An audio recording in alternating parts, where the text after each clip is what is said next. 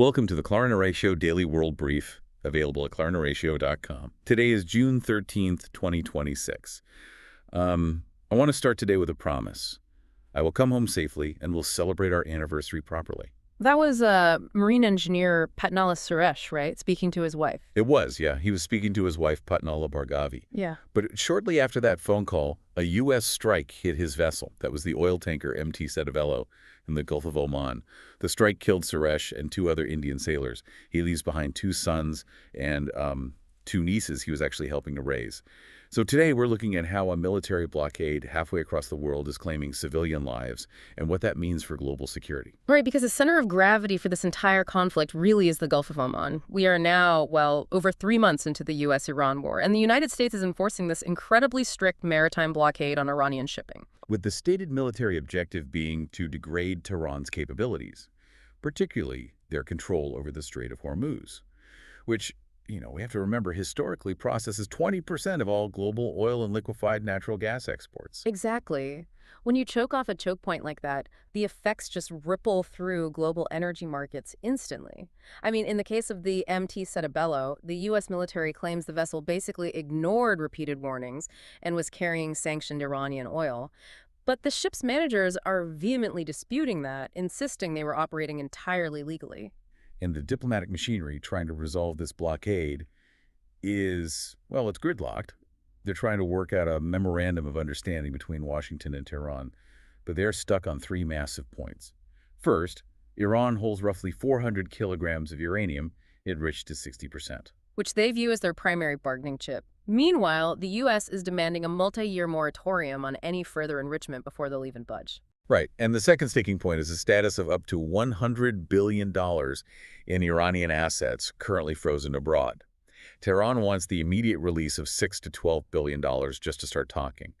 But Washington is, they're actually exploring using those exact same funds to compensate Gulf allies for damages caused by Iranian strikes. And then, just yesterday, Iranian state media declared that Tehran flat-out refuses to cede management of the Strait of Hormuz.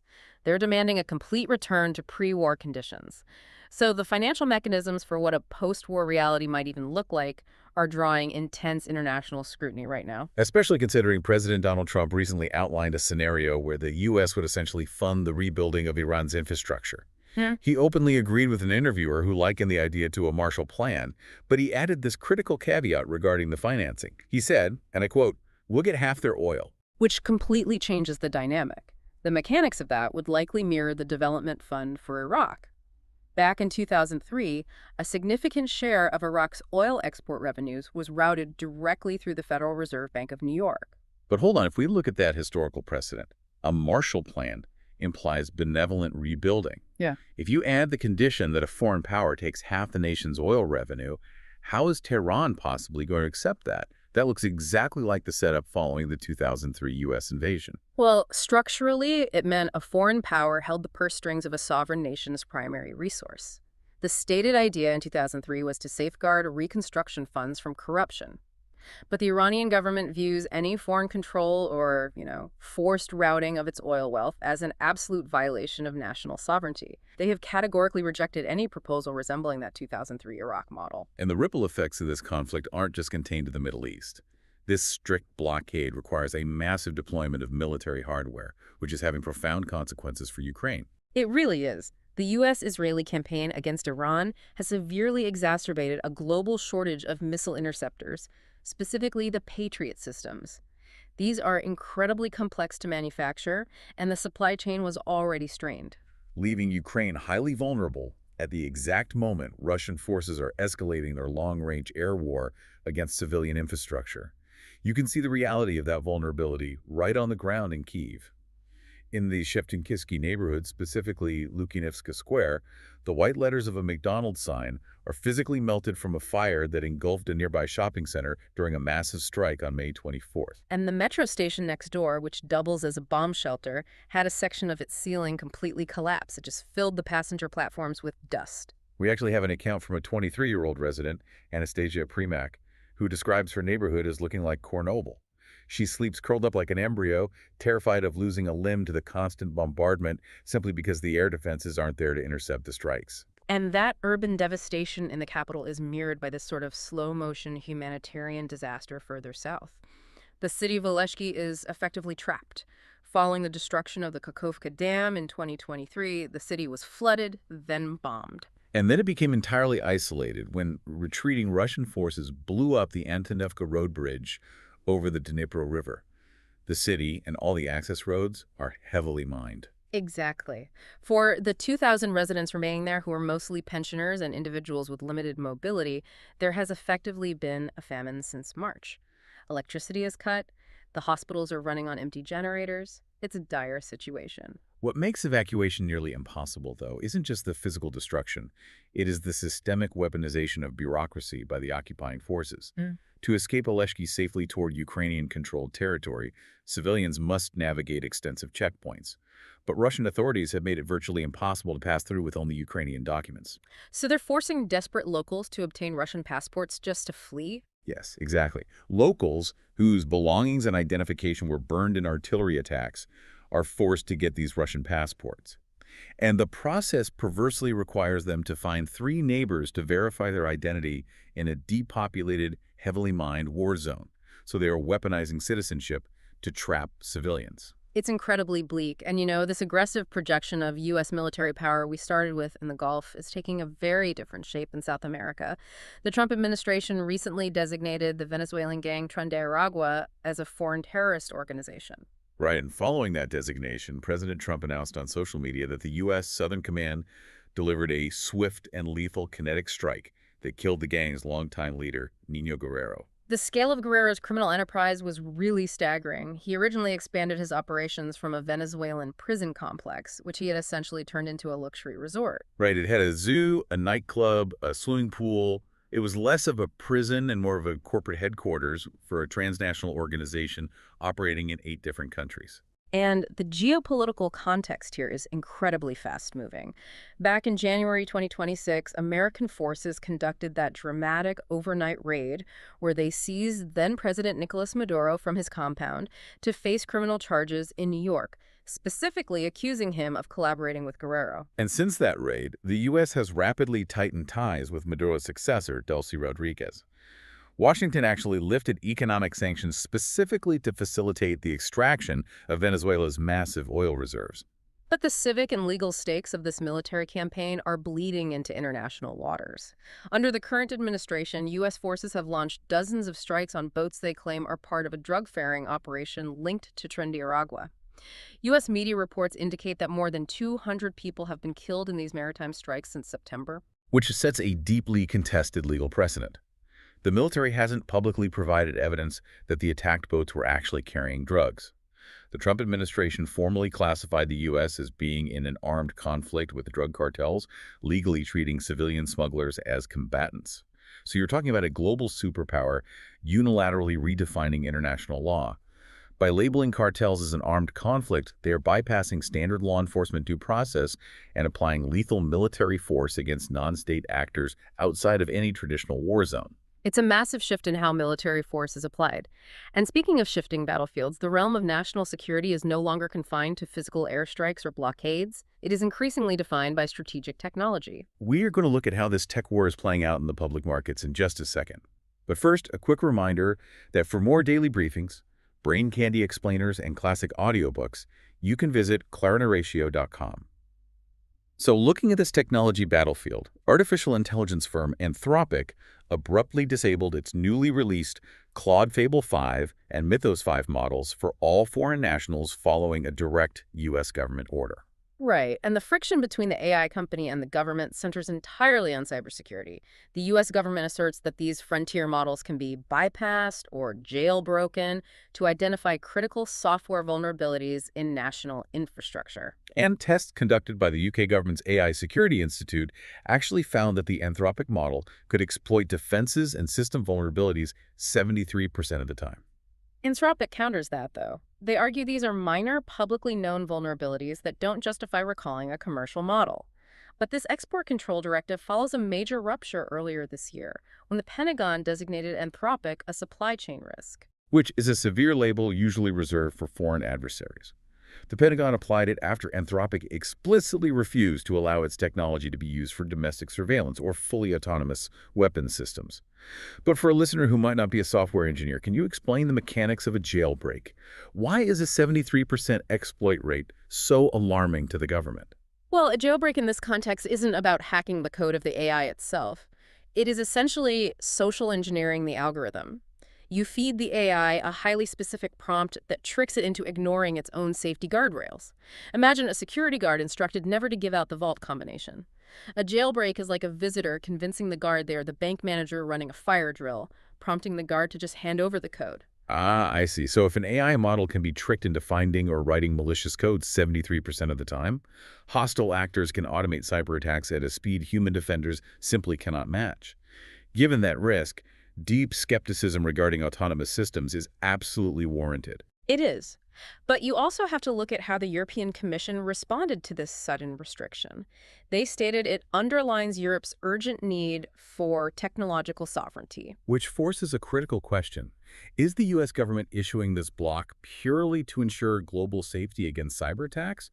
Or is this a calculated maneuver to hoard and militarize frontier AI models just months before Anthropic's planned public listing? That's the tension right now. And while Anthropic wrestles with the government ahead of a potential initial public offering, another technology giant has already rewritten the rules of the public market. Yesterday, SpaceX executed the largest IPO in history. Raising up to $75 billion and securing a valuation of $1.77 trillion. That listing instantly made CEO Elon Musk the world's first trillionaire. But that market valuation translates into immediate public consequence for everyday citizens, largely due to a new fast entry rule implemented by the Nasdaq 100 in May. Right. That rule essentially forces index funds to absorb highly valued newcomers within 15 trading days, rather than the traditional 3 months. Exactly. So if you have a 401k, a pension, or if your kid goes to a university with an endowment, your money is about to be automatically plowed into SpaceX stock, whether you want that specific risk or not. You're being exposed to a company that posted a nearly $5 billion net loss last year while carrying $29 billion in debt. And the governance structure of this newly public entity relies heavily on a highly permissive regulatory environment. Federal Communications Commission Chair Brendan Carr, who was actually recommended to the agency by Musk, has consistently approved regulatory requests allowing SpaceX to gain control of 2/3 of all active satellites in low Earth orbit. We're talking about more than 10,300 active units routing global communications. And simultaneously, Carr has threatened to revoke the broadcast licenses of NBC and ABC over coverage of Donald Trump that he deemed unfavorable. So the regulatory capture is significant, and the internal checks and balances at SpaceX are functionally non-existent. That's largely due to how the IPO is structured. They used a dual-class share system that grants Elon Musk 82% of the total voting power on the board. Explain the mechanics of that for us. If he is selling shares to the public to raise $75 billion, how does he retain absolute control? Well, a dual-class structure fundamentally separates financial ownership from voting power. They create a special tier of stock for the founder Class B shares, for instance, where one share might equal 10 or even 100 votes. Meanwhile, the shares sold to the public only carry 1 vote each. So you are buying the economic upside, but the founder keeps the steering wheel. And furthermore, the company severely restricts shareholder rights, requiring any class action lawsuits to be lodged in a specialized Texas business court or forced into private arbitration. So we are seeing the old rules of capitalism replaced. Unaccountable, individual control is now being automatically subsidized by public retirement accounts. It's a massive shift in corporate governance. And, the tension over who controls vital infrastructure, land, and public resources is equally fierce in Europe right now. On the southern coast of Albania, the government is clashing with conservationists over the Narda Lagoon, which is a protected landscape on the Zvernek Peninsula. This site is slated for a $4.6 billion luxury tourism development linked to Jared Kushner. The physical reality of this development reached a boiling point in late May, resulting in bulldozers and private security guards physically dragging protesters across the sand. Prime Minister Edi Rama is actively defending the project, though. He stated Albania must enter the Champions League of global tourism and move beyond cheap mass-market travel. But the civic stakes extend far beyond a single luxury resort. This development threatens the Vjosa Delta. Conservationists describe this area as the last intact living delta in the entire Mediterranean. Destroying this habitat is severely testing Albania's capacity to join the European Union because the EU requires strict adherence to habitat protection and the prevention of ecosystem deterioration as part of its non-negotiable accession benchmarks. And that question of European integration versus national isolation will be directly tested tomorrow, Sunday, June 14th, in Switzerland. Voters are heading to the polls to decide on a sustainability initiative championed by the right-wing Swiss People's Party. Which mandates capping the Swiss population at 10 million before 2050 to ease the severe strain on housing, infrastructure, and public services. But capping a national population is a massive geopolitical gamble. Over a quarter of Switzerland's 9.1 million residents are foreign-born. Essential sectors like healthcare, hospitality, and construction rely entirely on this labor force. And legally, if that 10 million cap is mandated, it violates the EU's free movement of people. Which triggers a structural trap, doesn't it? It does. It triggers the guillotine clause within Switzerland's bilateral agreements with the EU. If Switzerland violates the free movement of people, the EU can automatically terminate a whole suite of other economic treaties covering trade, agriculture, and research. Doing so risks extreme economic isolation for Switzerland at a highly volatile moment. I mean, the country is already absorbing the shock of new 39% U.S. tariffs on its manufactured goods, plus spiking fuel costs driven directly by the war in the Gulf of Oman. Right. And while borders and populations are being so fiercely contested in Europe, North America is currently hosting a completely borderless, hyper-commercialized spectacle, the 2026 World Cup. The tournament is spread across the U.S., Canada, and Mexico. It has expanded to 48 teams and is expected to generate upwards of $7 billion in ticket and hospitality revenue. But the economics of this World Cup are the ultimate display of the K-shaped economy, where outcomes radically diverge based on wealth. Just look at the transit costs. Exactly. For ordinary fans, the civic infrastructure required just to attend a match has become extortionate. New Jersey Transit hiked a standard $12.90 train ticket to $100 just for fans trying to reach the stadium from the city. This financial model takes the aggressive revenue maximization of American NFL football and applies it directly to global soccer. FIFA has rented the U.S. stadiums and introduced wide-scale dynamic pricing. Which means for the first time, their official ticketing system incorporates the secondary market directly into the initial platform. They allow unlimited resale markup. While FIFA acts like a casino taking a rake, they pull a 15% cut from both the buyer and the seller on every single transaction. All while the staggering financial burden of security and public transit is largely left to the host cities and local taxpayers. The soaring ticket revenue just flows right back to the organizers. The legendary Scottish manager Jock Stein famously said, "Football is nothing without the fans." What we are witnessing across North America is not just the sale of expensive sports tickets. It is a live experiment in the financialization of joy. Extracting maximum revenue from the top 10% of earners while completely pricing out the working-class public and forcing local municipalities to foot the security bill really raises a profound question about whether this model of hyper-commercialization is sustainable for civic life. It does. And when we synthesize the events in today's briefing, we do not find a single unified theme. Instead, we are looking at several distinct, often contradictory pressures reshaping the globe simultaneously. Right. On one hand, we see massive state power projecting lethal military force across oceans, unilaterally redefining maritime law, and aggressively hoarding frontier artificial intelligence in the name of national security. But on the other hand, we see governments allowing unaccountable private billionaires and sporting monopolies to essentially dictate the terms of public infrastructure, retirement markets, and the civic spaces where we gather. It leaves us with a critical reality to consider.